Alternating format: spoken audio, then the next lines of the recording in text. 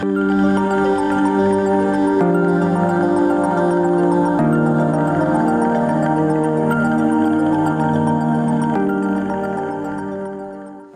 e paz a todos, amém? Que bom que você veio, que bom que você está aqui. Aos que nos acompanham aí nas plataformas digitais, Deus abençoe vocês, permaneça conosco. Se você pode mandar esse link para alguém, mande para um parente, na sua cidade, no seu estado, no seu país ou em outro país onde você conheça alguém. Irmãos, vamos abrir as nossas Bíblias no livro de Neemias, mais precisamente no capítulo 4.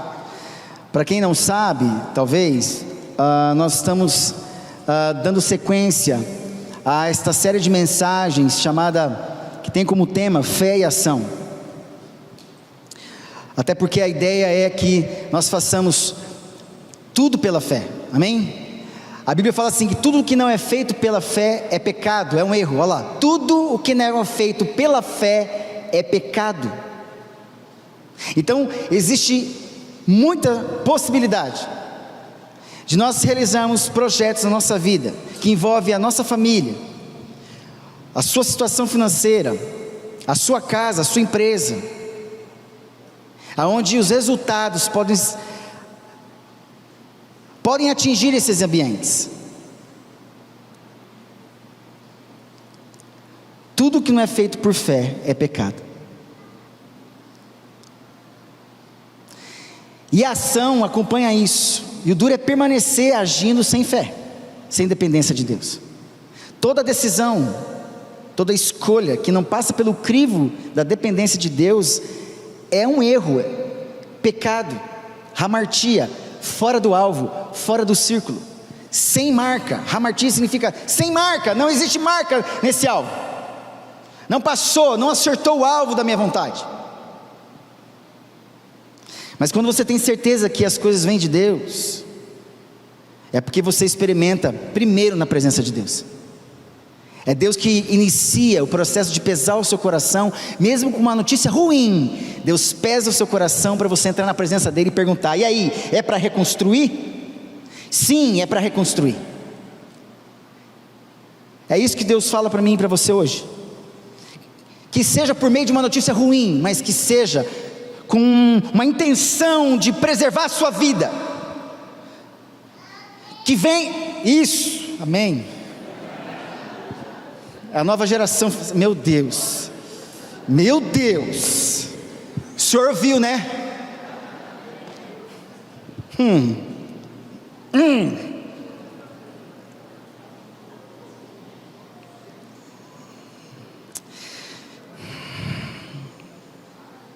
É da boca dos pequeninos que sai o perfeito louvor, amém? Amém. E a Bíblia fala que esse louvor dos pequeninos faz emudecer o inimigo.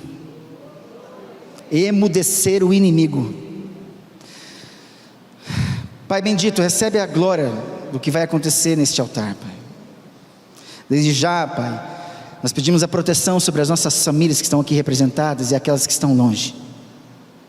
Muitos dos nossos estão longe, então, Pai, alcança através da Tua misericórdia e graça.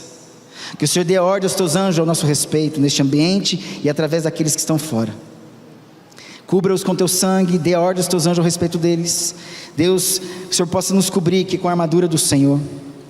E, Pai, que nós pedimos também que toda ingerência do inferno seja destruída ou repreendida no mundo espiritual. Porque quando a igreja se une, se ajunta, diz o texto, Pai, que as portas do inferno não vão prevalecer contra a igreja. Não vão prevalecer. Então, Pai, dentro dessa esfera espiritual, nós nos levantamos como igreja unida pela fé,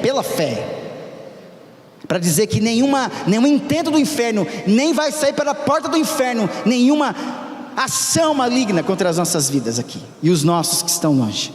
Por isso Deus nos dá livre acesso neste culto agora, e que possamos ouvir a Tua voz em nome de Jesus, amém e amém. Voltando ao raciocínio, seja por uma notícia triste, produzindo uma tristeza, e a Bíblia fala que a tristeza segundo o mundo gera morte, mas a tristeza segundo Deus isso é a palavra de Deus, gera arrependimento para a salvação. Se isso é para gerar arrependimento, para salvar, então que venha a tristeza, que seja bem-vinda a tristeza de Deus sobre a sua vida. É um paradoxo falar isso, né? Mas muitos de nós precisamos de uma tristeza profunda que gera arrependimento, que nos tire dessa noia e nos produza metanoia, uma mudança, arrependimento. Porque ficar feliz no caminho errado é cegueira espiritual.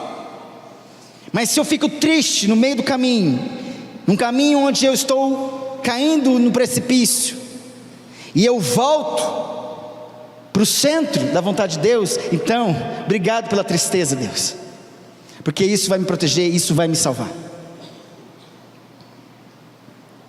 A notícia triste que veio para Neemias no capítulo 1, produziu uma tristeza profunda no coração de Neemias, e fez com que ele se apresentasse primeiro diante de Deus. Primeiro, toda notícia triste, necessariamente, tem que te colocar diante de Deus. Primeiro, te coloca diante de Deus. Depois, no segundo momento, respeitando as autoridades instituídas por Deus, Neemias se apresenta ao rei. Não menos triste, tanto que ele lá no capítulo 2, ele fala assim, mas você está triste por quê? E ele não podia ficar triste, a cultura naquela época não podia, o copeiro não podia expressar, ter nenhum sentimento, nem de alegria e nem de tristeza. Qualquer coisa poderia gerar desconfiança para o rei. Então o rei pergunta, você só pode estar triste por conta do coração. E ele não pôde esconder isso, ele poderia morrer. Então ele é livre ali da morte por causa da tristeza. E também é livre do vinho que poderia estar envenenado, porque ele é o primeiro a tomar o vinho, para o rei não tomar, para o rei não morrer. Quando a gente tem um coração sincero diante de Deus, quando primeiro a gente resolve diante de Deus, Deus nos protege diante das autoridades constituídas por Ele. Ele fala com o rei o ouve, entende o seu clamor, a sua tristeza, e a história do povo dele. Então o rei designa todos os materiais, dá cartas para passar nas alfândegas, e eles vão e chegam em Jerusalém. Eu já estou entrando na história de Neemias aqui para você entender. Chegando lá em Jerusalém, como foi pregado pelo pastor Juba no domingo passado, ele tem o primeiro contato com a realidade. É isso. De longe eu ouço uma notícia triste sobre uma realidade distante, mas eu me apresento diante daquele que é onipresente, lá e aqui. Então aqui me apresento diante de Deus, para resolver primeiro onde eu estou, mesmo rodeado por lírios, mesmo rodeado pela fortaleza de Suzã, fortaleza dos lírios. Você pode estar rodeado de lírios, mas triste, profundamente, precisando tomar uma atitude, de sair desse ambiente, e ver o vale de ossos secos que está a sua casa, o seu trabalho, a sua vida, o seu ministério. Alguma coisa tem que acontecer para tirar você do ambiente, mesmo que seja rodeado pelos lírios, e te levar para a realidade dos muros caídos. Foi isso que ele fez no capítulo 2, a partir do verso 11. E depois de ver a realidade dos muros destruídos, as ruínas, Neemias, ele tem encontro com as pessoas, e mobiliza essas pessoas. É aonde vem o capítulo 3, aonde os primeiros movimentos sobre aquilo que o entristecia, ou que caracterizava o cenário de destruição, era o contato com os muros. Então os primeiros a terem contato com os muros são estes que nós vamos ler agora. Parece ser um texto maçante, onde tem muito nome, e sem nenhum entendimento, mas a gente não presta atenção nos detalhes do texto. E quando nós estudamos num seminário, a gente aprende a analisar o texto de forma exegética e não exegética. Exegética, não exegética. Porque uma exegese é você tirar do texto as informações, você explorar o texto e tirar de dentro do texto as revelações, os pontos, as características, as verdades. É diferente da exegese, que são as minhas concepções colocadas sobre o texto. Conhece aquela frase? Texto sem contexto é pretexto. É uma tentativa de ser herético. Heresia significa É o que eu escolho. Heresia significa é aquilo que eu escolho. Quantas heresias nós vivemos na nossa vida? Emocional, sentimental, profissional. Sabe o que é uma heresia? É você falar que você ama aquele trabalho quando você só reclama sobre o trabalho. Eu amo meu trabalho, mas você é o que amaldiçoa o seu próprio trabalho. Isso é mentira, não tem nada a ver. Fala da realidade. Na Bíblia nós temos textos com muita tristeza e muita alegria. Então fale que existe alegria aqui, que Deus não ignora a maldade, a tristeza, a ruína, a tragédia. É falar que você está bem quando você não está bem. É você dizer outra coisa que não seja o que o texto está querendo dizer. Então olha o conteúdo do capítulo 3, para você entender os pormenores desse texto, para você entender que Deus levanta pessoas para entender esses detalhes. E aí a gente precisa de pessoas para entender essa posição, essa intenção. E eu quero dizer para você, Deus quer contar com você nessa reconstrução, amém? Eu vou pedir para você falar para o seu irmão que está do lado, sim. Eu sei que você não gosta disso, mas fala para ele: Deus quer contar com você nessa reconstrução. Deus quer contar com você nessa reconstrução. Olha aqui, não precisa repetir, mas existe, assim como existe um banco para você sentar, assim como existe um banco para você sentar aí, e traz conforto e suporte para você, existe um tijolo para você também colocar nesse muro em nome de Jesus. Existe um espaço, em algum momento desse muro que rodeia aquela cidade, para você colocar e ajudar a reconstruir esse muro em nome de Jesus. Existe um muro para você. Vamos ao texto, verso 1 do capítulo 3 de Neemias. Se você abriu sua Bíblia, ou você pode acompanhar aqui. Neemias capítulo 3, nós vamos ler todo o versículo, todo o texto, na verdade, todo o capítulo. Verso 1 diz assim: então se dispôs Eliasibe, o sumo sacerdote, olha que interessante, com os sacerdotes, seus irmãos, e reedificaram a porta das ovelhas, consagraram-na, assentaram-lhe as portas e continuaram a reconstrução até a torre do Sem e a torre de Hananel. Presta atenção nessa expressão agora: junto a ele, junto com ele, junto a ele. Quem é que está do teu lado aí? Junto de você? Está faltando duas pessoas do teu lado. Por que não está aí? Essa é a pergunta. Porque se tiver uma pilha de tijolos aí, vai sobrar mais para você reconstruir e pegar. Junto a ele, presta nessa expressão, edificaram os homens de Jericó, também ao seu lado. Fala comigo: ao seu lado. Quem está ao seu lado? Edificou Zacur, filho de Inri, os filhos de Racenaá, edificaram a porta do peixe, colocaram-lhe as vigas e lhe assentaram as portas com seus ferrolhos e trancas. Olha lá, começando a reconstruir. Olha o cenário. Ao seu lado, verso 4, de novo, reparou Meremote, filho de Urias, filho de Cós. Junto deste, reparou Mesulão, filho de Berequias, filho de Mesezabel, a cujo lado reparou Zadok, filho de Baaná. Ao lado destes, vai aumentando. Ao lado deste, junto a ele, junto deles, ao lado destes, repararam os tecoitas. Interessante esse povo.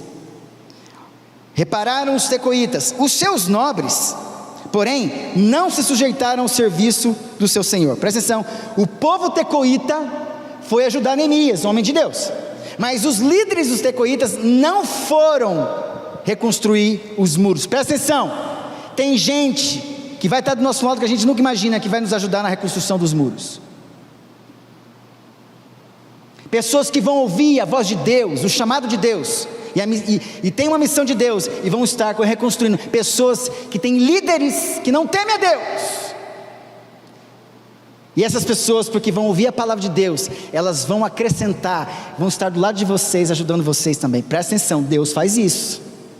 Porque quando se prega a palavra, quem acrescenta pessoas para crerem e serem salvas é o Senhor Jesus. Enquanto a igreja fazia isso, enquanto a igreja fazia isso, lá em Atos, perseverava, repartia o pão, sentavam juntos, perseveravam. Enquanto você vai colocando um tijolinho, Deus vai acrescentando aqueles que iam sendo salvos. Deus vai acrescentando pessoas do teu lado para você formar o seu ministério, ou ajudar no seu ministério. Presta atenção. Verso 6, Joiada, filho de Passeia, e Mesulão, filho de Besodias, repararam a porta velha. Colocaram-lhe as vigas e lhe assentaram as portas com seus ferrolhos e trancas. Portas, presta atenção, imagina a sua casa, portas destruídas, e Deus está chamando você e os seus vizinhos para ajudar na sua porta. Verso 7, junto deles trabalharam Melatias, Gibeonita, Jadom, o Meronotita, homens de Gibeão e de Mispa, que pertencia ao domínio do governador além do Eufrates. Ao seu lado reparou Uziel, filho de Araías, um dos ourives, junto dele Ananias, um dos perfumistas. Restauraram Jerusalém até um muro largo. Junto a estes trabalhou Refaías, filho de Ur, maioral da metade de Jerusalém. Ao seu lado reparou Gedaías, filho de Ramuraf, defronte da sua casa. Ao seu lado reparou Atos, filho de Asbanéias.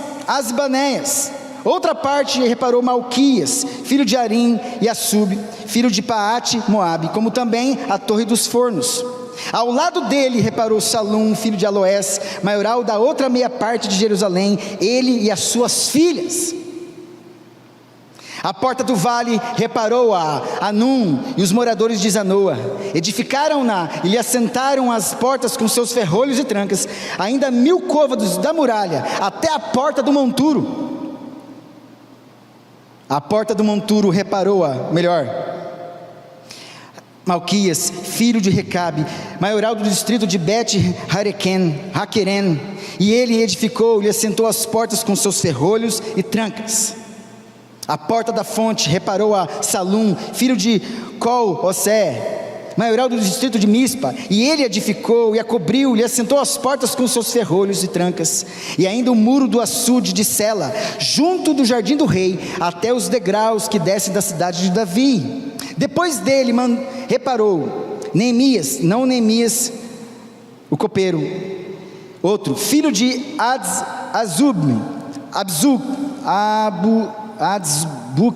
Azbuque, isso, oh meu Deus do céu, maioral da metade do distrito de Bet-Zur, até defronte dos sepulcros de Davi, até o açude artificial, até a casa dos heróis.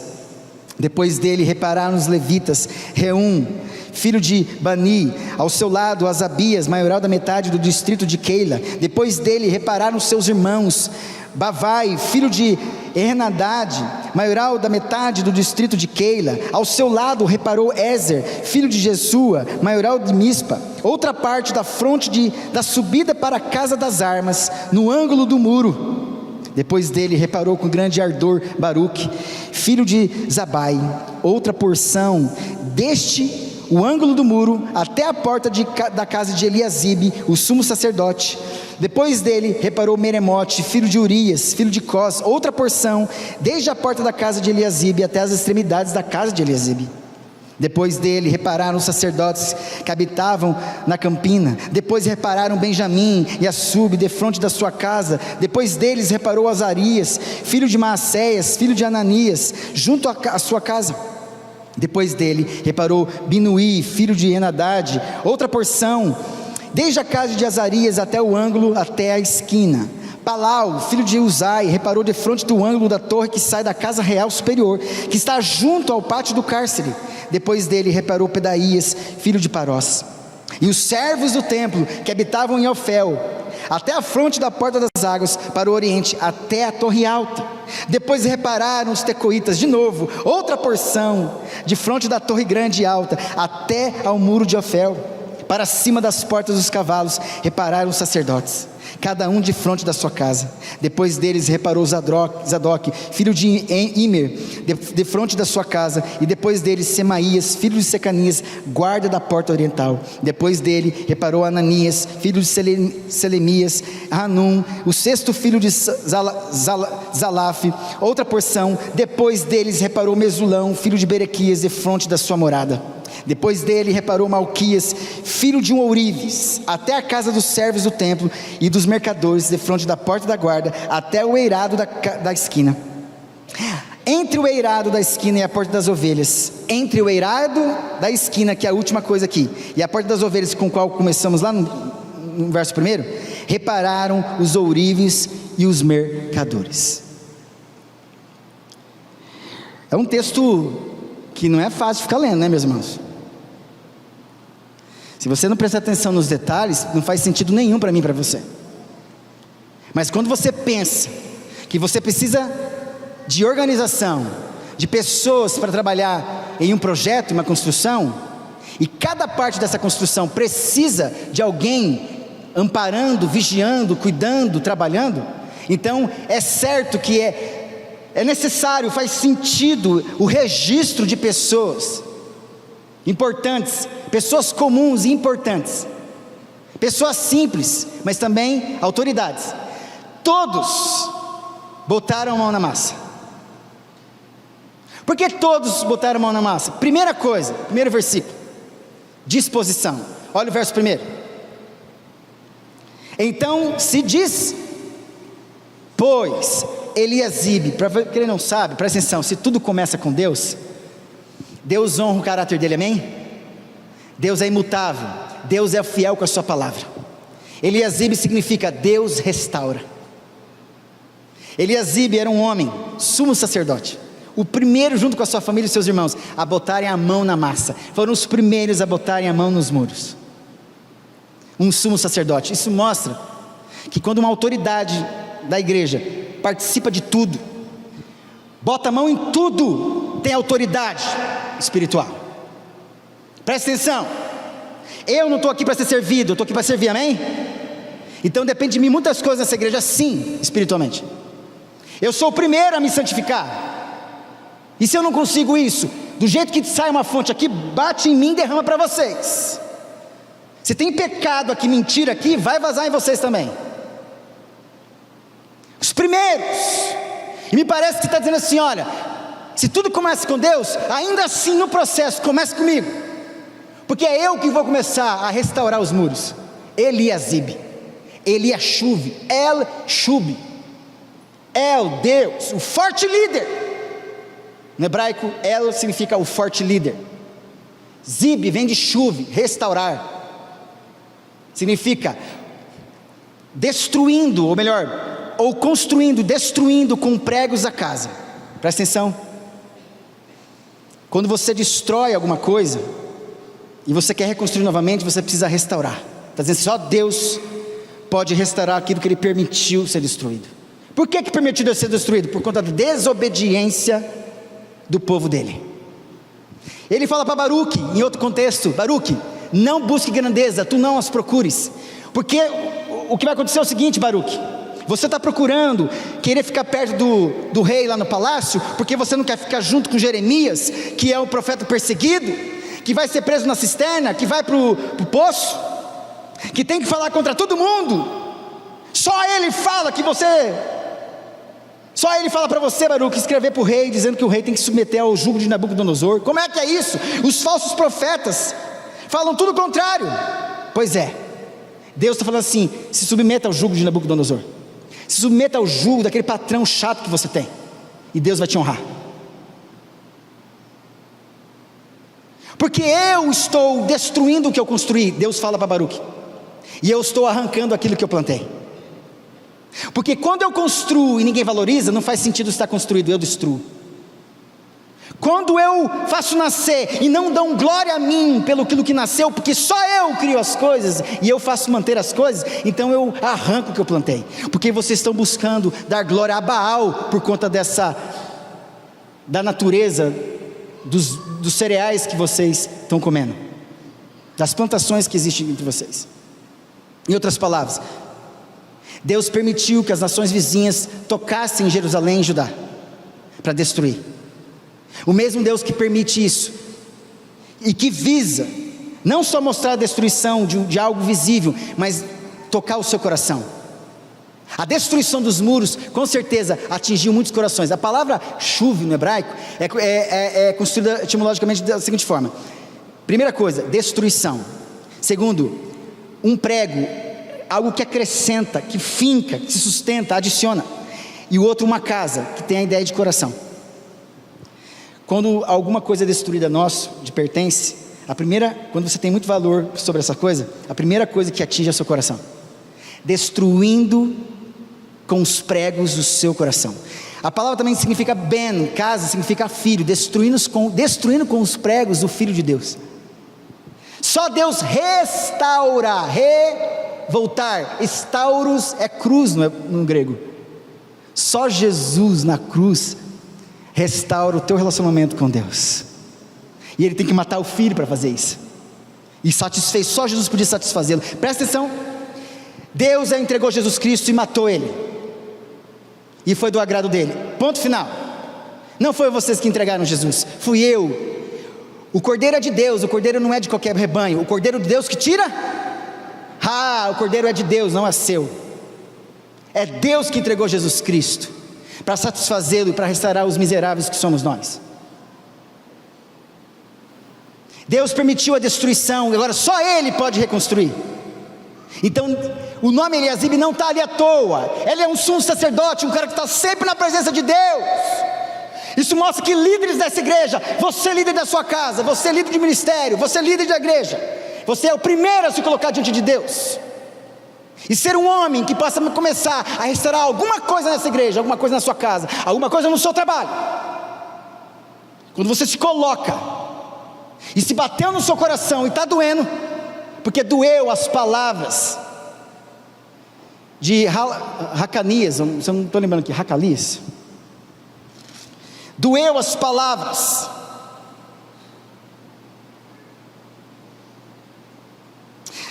Veio Hanani, um dos meus irmãos, com alguns de Judá. Então eu lhes perguntei pelos judeus que escaparam e que não foram levados para o exílio acerca de Jerusalém. Disseram-me: os restantes que não foram levados para o exílio se acham lá na província, estão de grande miséria, miseráveis, desprezados. Muros de Jerusalém estão derribados e as suas portas queimadas. Quando ele ouviu isso, o primeiro a sentir a dor no coração foi Neemias. Então, você na sua casa é o primeiro a sentir as dores de uma provável, não possível, uma provável destruição, alguma brecha na sua casa. Eliasibe significa Deus restaura. Isso mostra que toda retomada de mudança de cenário continua sendo começando por Deus, amém? Disposição. Se não houver disposição, não tem recomeço, não tem reconstrução. Se ninguém está disposto, não tem como contar com você. Então Deus começa levantando homens dele, que estão sempre na presença dele, porque sumo sacerdote era um homem que tinha que vigiar sempre. Homens que vigiam sempre na presença de Deus, Deus pode contar com eles em sua disposição. Deus pode contar com homens e mulheres, sim, que estão na presença dele sempre. Esses homens que servem a Deus, que vão no quarto secreto, lá na sala, no Tameion, sala de armazenamento, é lá, quando eles se colocam na minha presença, que Deus pode ter a chance de ter alguém nessa terra, alguém disposto para botar a mão no arado e recomeçar a mudar o cenário de ruínas e de destruição na minha e na sua vida, seja ela emocional, sentimental, físico, profissional, sexual, não sei, financeiro. Deus precisa de um Eliasibe. Deus precisa de alguém que tem um coração ferido, que sente fragilmente palavras que, porque a gente ignora palavras ruins. Mas quando a gente ouve que famílias estão se destruindo, quando pessoas estão morrendo, se não bater no nosso coração, e a gente tiver à disposição, Deus não restaura. Deus está precisando de pessoas que falam alguma coisa. Disposição.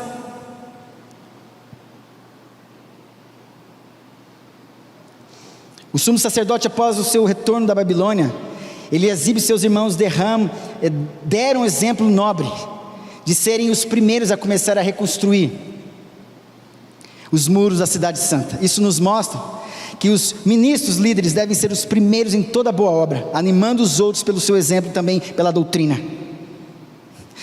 A palavra para disposição, que significa kum no hebraico, levante-se, levantar-se no tempo certo para adicionar, dedicar em meio ao caos. É literalmente isso aqui no hebraico. Aqui nesse texto, a tradução melhor seria essa: alguém que se levanta no tempo certo para adicionar, colocar um muro, colocar um tijolo em meio ao caos. É alguém que adiciona poder, possibilidade de mudança de cenário. Tem alguém dentro da sua casa que no tempo certo está percebendo, mesmo com notícias ruins, e que está se levantando em oração, ou se ajoelhando em oração, mas tomando uma posição de se colocar à disposição de Deus, para mudar o cenário da sua casa? Deus pode contar com você? Deus pode contar com você, mulher? Deus pode contar com você, homem? Sim. Então, espere essa semana, ou comece hoje, ou comece agora. Procure aprender a ouvir a voz de Deus, e quem ouve a voz de Deus faz o que Deus pede. Ou sai desesperado fugindo, ou se submete, porque Deus vai falar com você. E tem áreas na minha e na sua vida, que por conta dessa audição, você vai se dispor para começar uma outra obra. E não começa de qualquer jeito, começa de forma organizada. O segundo ponto, se o primeiro ponto é disposição, está aí no verso 1, então se dispôs Eliasibe, o sumo sacerdote, com seus sacerdotes, seus irmãos, reedificaram as portas das ovelhas, consagraram-na e assentaram-lhe as portas, e continuaram a reconstrução. Olha aí, começo, meio e fim, perseverança, disposição perseverante. Olha aqui, disposição perseverante. Anota aí. Muitos de nós aqui começamos um trabalho e não continuamos. A gente fala: eis-me aqui, pastor, começa o ministério e para. É animado, a gente fica até feliz que tem gente se animando, mas no meio do processo, trava. Como é que eu posso contar com você, se eu não tenho certeza que parte daquele muro vai estar fechado, concluído? Se Deus não estiver junto com você, para restaurar junto com você, você não dá conta. Então primeiro, começa aqui, disposição do próprio Deus que restaura, para te ajudar nessa perseverança, em nome de Jesus, amém? Segundo ponto, está aí, na coordenação, junto, ordenação, ordem juntos, lembra do texto que eu li aqui? Vários textos, não tem uma cadeia aqui, uma perícope de versículos que vai dar sentido para essa coordenação, porque tem vários versículos aqui, onde a gente leu, junto a ele, ao seu lado, junto deles, junto a estes, é isso, ao seu lado, é isso. Neemias entendeu que ele precisava coordenar esse povo, e aí, esse é o desafio dos pastores dessa igreja, pelo menos meu, de entender que Deus não dá igreja para pastor. Essa igreja não é minha, eu não mando em vocês, porque o cabeça dessa igreja é o Senhor Jesus, amém? Beleza, mas o Senhor Jesus, que é o cabeça, Ele colocou, me concedeu para essa igreja. Então olha a responsabilidade. Eu respeito a noiva de Deus, que são vocês, e vocês me respeitam porque eu fui colocado no meio de vocês. Vocês entendem isso? Eu respeito vocês porque vocês são a noiva. Eu não toco na noiva, mas eu posso chamar a atenção da noiva. Noiva, essa maquiagem não dá certo. Essa roupa, noiva, não dá para entrar na igreja hoje. Tá calor, pastor, então vai para a piscina com essa roupa. Aqui não é lugar não. E eu não sou de falar isso, tá? Os irmãos sabem disso.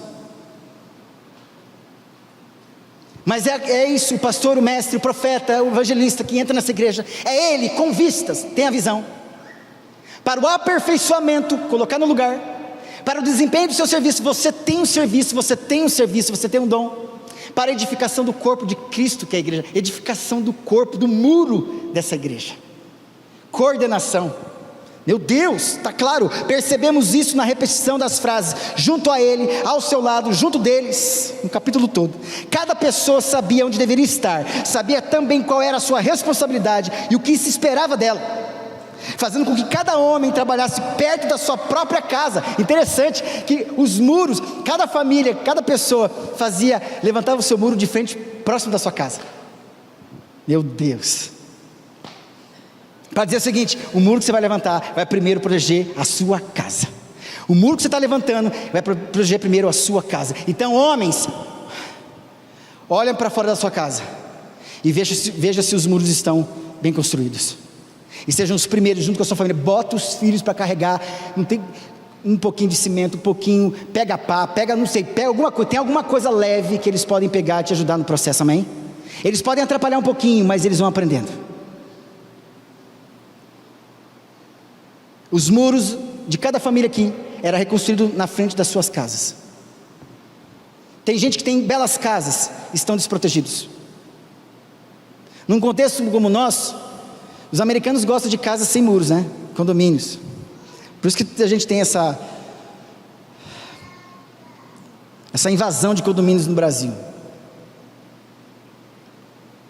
E em alguns lugares também, onde eu fui, eu vi também no Uruguai, quarteirões de casas assim, sem muro algum. Era muito ruim, porque quando eu estava andando de bicicleta no Uruguai um dia, um cachorro endemoniado correu atrás de mim. Eu falei: não tem muro essa casa não?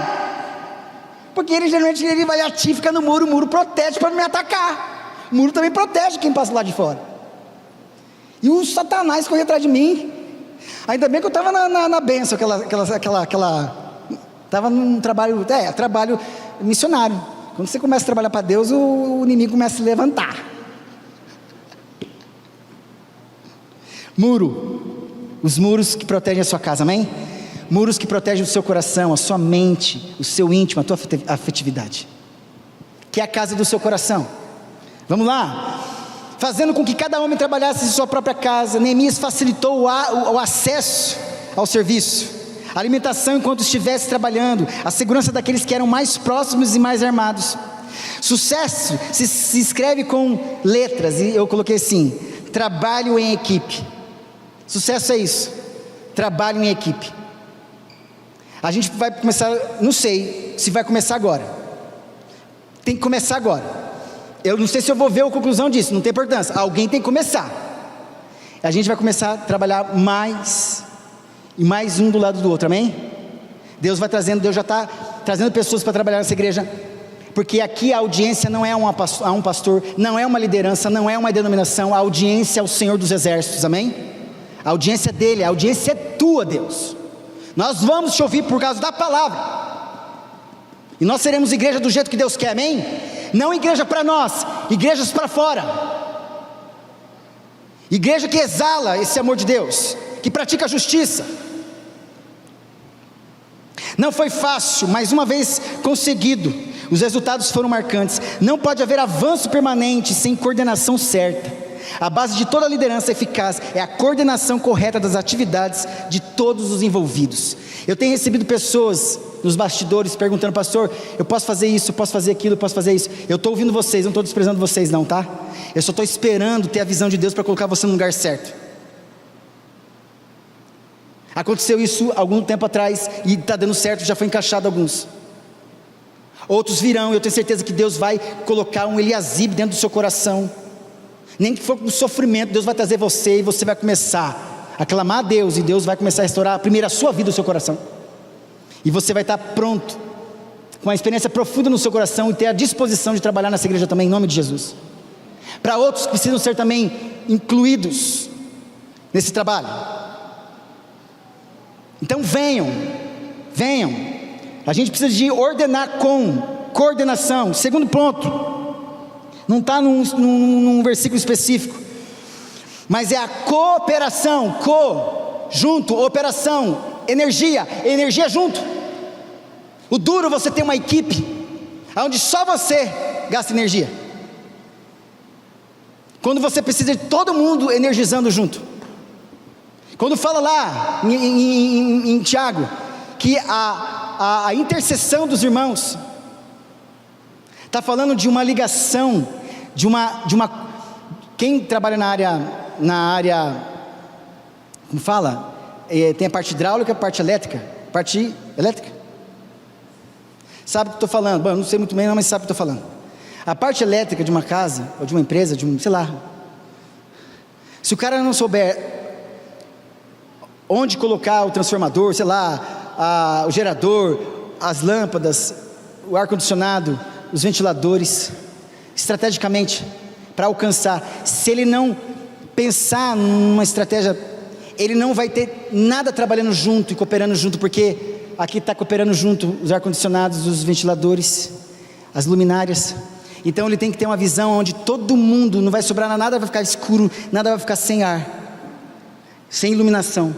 Então bota todo mundo, então para isso acontecer, ele precisa fazer ligações de uma parte com outra, ligações, cooperações. Operação no grego significa energes, energia, dentro, ergues, trabalhando dentro. Se eu tirar esse público daqui, vai parar de receber energia dentro para esse outro troço que eu não sei aqui, e que vai gerar energia dentro do liquidificador.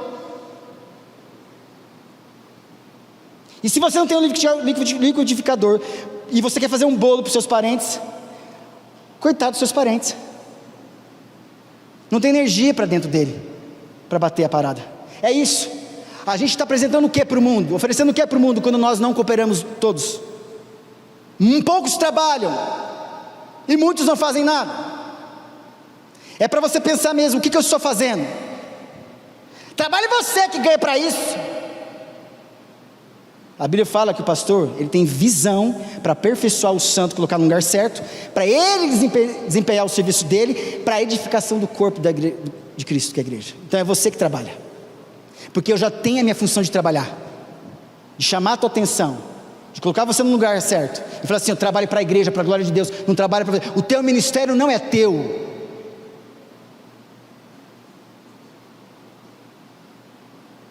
Todos trabalham juntos, energia junto.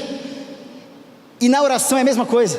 Quando nós intercedemos, uma força, uma energia liga com a outra, e que vai fazendo um cabeamento, uma ligação de fios, não uma gambiarra espiritual, uma ligação coordenada, fios colocados certinhos, com tubos e conexões. Não tem nada a ver com água isso aí, né? Mas aquele negócio amarelo que vai na conduíte, isso, os conduítes. Todos orando, todos agindo na igreja, todo mundo botando a mão na massa, todo mundo botando a mão no muro. E aí começa aonde? Você, com você mesmo, se dispondo dentro da sua casa, e você chamando a atenção para coordenar todo mundo, cada um no lugar. Filho, a toalha é aqui, miserável. E fala para o marido também, porque o marido faz isso também. O chinelo é aqui. E começa uma organização, porque ninguém merece. Brota, né? Louça, a louça brota. E aí quando o marido acostuma a ajudar, ele começa a entrar no esquema de lavar louça. Aí eu estou ferrado, a gente sente também a opressão, porque brota, como aparece isso? Aí os filhos, a gente descobre que são os filhos que vão jogando lá. Aí o pai sente a pressão o marido sente a pressão da esposa, que cobra o marido para ajudar junto. Aí o marido começa a sentir também a dor no coração de ver aquele negócio nascendo na pia, aquele monstro. Aí começa: quem colocou lá dentro? Aí já começa a olhar para trás, o moleque já vai tudo ratinho, quem tem gato em casa sabe, foge, todo mundo. Aí não, vamos mudar isso aqui, vamos coordenar e vamos cooperar. Os irmãos estão entendendo isso? E vai fazer isso numa casa, briga. Aí exige outra coisa, maturidade emocional, maturidade espiritual, porque vai dar briga essa coordenação, vai dar briga essa cooperação muitas vezes, e você vai ter que ter maturidade emocional, sentimental, afetiva, espiritual, para chamar atenção, para você: olha, nós estamos tentando organizar a nossa casa, coopera, coordena. É isso, para que depois a gente tenha o último ponto que eu tenho que terminar. Aprovação. É isso. Aprovação. Disposição, coordenação, cooperação. Cooperação de todos. Se eu não li, eu vou ler para você cooperação aqui. Homens de lugares diferentes e de diferentes ocupações trabalharam juntos no muro. Homens de lugares diferentes, de diferentes ocupações, trabalharam juntos no muro. Sacerdotes, ourives, solteiros, regente de 2 distritos de Jerusalém, um dos oficiais, Salum, homens de Tecoa, os tecoitas, Gibeão, tudo homens diferentes operários. Você vai ter que lidar na igreja, pelo menos, com pessoas diferentes no seu ministério. E você vai ter que aguentar ele, vai ter que aguentar você. O afiador afiando a faca. Você acha que as pedrinhas que você encontra redondinha no mar, elas vieram nascer desse jeito? Muitas ondas, não poucas ondas, muitas ondas que levam essas pedrinhas para o mar, volta para a areia, e uma vai bater nas outras, e aí aquela pontinha que existia no seu calo, vai deixar de ter calo, vai ficar abaulado, e você vai ficar um crente gordinho e redondinho, para a glória de Deus, amém? A pedrinha redondinha que você pega no mar, sofreu bastante para ser redondinha, amém? Falou também? Então você vai ter que cooperar junto com os diferentes, amém? É isso, gente, eu sofro com isso, eu vou ter que me submeter a isso, e eu estou aprendendo junto com vocês, amém? Enfim, para tudo isso, a gente precisa para que tudo isso aconteça, e a gente tem esse resultado, aprovação. A aprovação que Neemias demonstrou para com os obreiros. Neemias mostra a necessidade de nos interessarmos pessoalmente pelos nossos empregados, porque é verdade, Neemias foi primeiro ver o ambiente, 3 dias, de madrugada, vendo, contemplando os muros, contemplando o cenário, que antes era só ouvia de falar, agora os meus olhos te veem. Ele só ouvia, a dor já era de ouvir, agora os olhos estão vendo. Só que é o seguinte, essa destruição não parou a igreja, pelo contrário, só um pouquinho, no verso último do capítulo 2, assim: então lhes respondeu, o Deus dos céus é quem nos dará êxito, Ele está conosco, nós, os seus servos, nos disporemos e reedificaremos. Alguém que fala assim, nós vamos conseguir. É igual o texto de Abraão, quando Isaac tinha 2 moços com ele junto, indo para o altar. Aí chegou na hora de adorar, ele fala para os moços, ficam aí, porque nós, primeira pessoa do plural, nós iremos, adoraremos e voltaremos. Quem tem certeza é muito mais do que renúncia, é certeza. Nós iremos, nós adoraremos e voltaremos.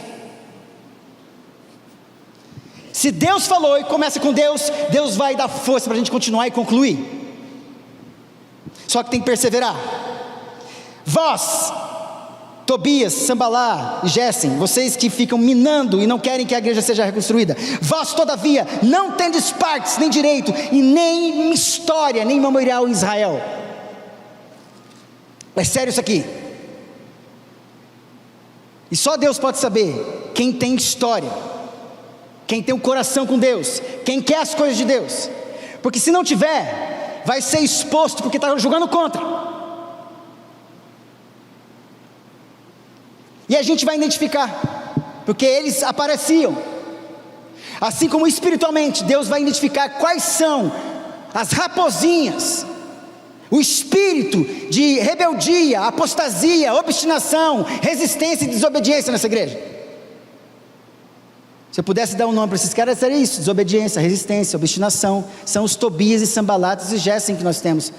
Pode ver, quando você resolve reconstruir alguma coisa na sua casa, muitas coisas se levantam.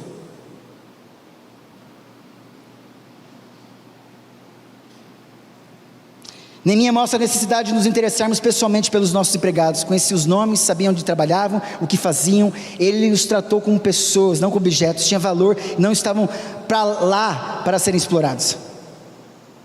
O reconhecimento dado por um líder aos seus subordinados cria um sentimento de participação, de pertencer. Não obstante, lá em Esdras depois, ou Neemias, vai ter um momento que ele vai chamar a atenção dos dele. Por que vocês pararam? Por que uma família desistiu? Também o líder que conhece todo mundo, também conhece aqueles que desistem, e chama atenção. Você quer ser aprovado? Na aprovação que Deus tem, Deus permite provação, o inimigo tentação. Sempre na aprovação, Deus quer que você chegue até o final e seja aprovado. O inimigo com a tentação, ele quer desaprovar você, ele quer que você não chegue aprovado. Então entenda o que está sendo provação na sua vida, e entenda que é tentação do lado da aprovação. Sempre do lado de um caminho de aprovação, de reconstrução, vai ter tentações que vão te acompanhar, para tirar você do foco dos muros que protegem a sua casa. Que Deus te abençoe grandemente. Construa os muros que estão em frente da sua casa, proteja o seu lar, em nome de Jesus, amém. Vamos ficar em pé, irmãos, vamos ter uma palavra de oração. Pai bendito, recebe a glória dessa palavra no teu altar. Pai, que fique e permaneça a tua palavra, que é viva e eficaz, que é mais afiada do que qualquer espada afiada de 2 gumes, e que separa juntas e medulas, alma e espírito, e apta para discernir os pensamentos e os propósitos do coração. Que fique esta palavra do Senhor sobre nós, para aqueles que estão entendendo e precisam se submeter, ainda que seja dura esta palavra, que eles se levantem e se disponham a ser diferentes, e que eles se levantem primeiro de frente das suas casas, e vejam os muros, e comecem a se dispor. Eu quero, eu preciso, eu tenho uma família para participar. Então você se levante, meu irmão, minha irmã, se levante. Deus quer te usar nesta igreja, na sua casa, no seu trabalho, nessa sociedade, para esses últimos dias que nos faltam, cheio de perseguições. É preciso que a gente esteja protegido com os muros. Por isso, Deus, leva-nos em paz para as nossas casas, cubra as nossas vidas com teu sangue, dê ordem aos teus anjos a nosso respeito, e revista, Pai, com a armadura da tua igreja, o capacete da salvação, a couraça da justiça, o cinturão da verdade, calçando os pés com a preparação do evangelho da paz, o escudo da fé, com o qual a gente pode apagar todos os dardos inflamados do maligno, e a espada do Espírito, que é a palavra de Deus, com toda oração e súplica por todos os santos. Leva a tua igreja em paz, cuida dela, e que ela seja uma igreja vibrante, disposta, coordenada, cooperante, cooperadora, e com muita aprovação do Senhor. Que o Senhor aprove essa igreja para a honra e glória do teu nome. Povo de Deus, receber a bênção do Senhor. Que o Senhor vos abençoe e vos guarde. Que o Senhor faça resplandecer o seu rosto sobre vós e tenha misericórdia de vós, e que sobre vós levante o seu rosto e vos dê a paz. A graça do nosso Senhor e Salvador Jesus Cristo, o amor de Deus e Pai, e a comunhão do Espírito esteja com você hoje, até a volta do nosso Senhor e Salvador Jesus Cristo. Amém e amém. Dê um abraço no seu irmão, em nome de Jesus.